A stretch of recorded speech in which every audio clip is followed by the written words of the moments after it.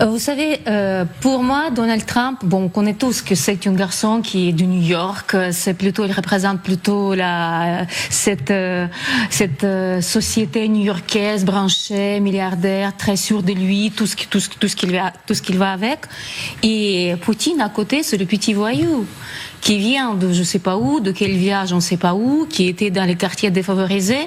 Oui, mais aujourd'hui, il est aussi extrêmement riche, il dirige un pays.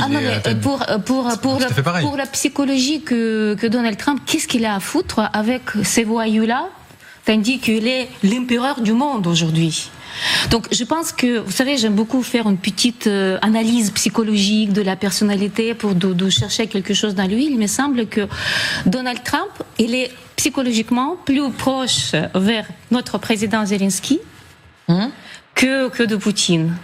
Et je pense que Donald Trump, vous savez qu'il est très, très bien vu aujourd'hui en Ukraine. On ne trouve pas chez nous que c'est la catastrophe. Ah bon? Pourquoi donc?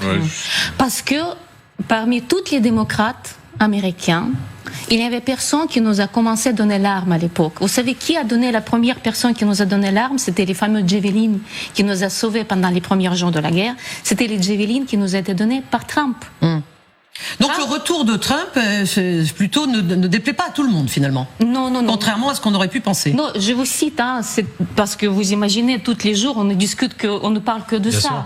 Mais nous sommes tous anonymes en disant que c'est pas du tout une catastrophe pour l'Ukraine.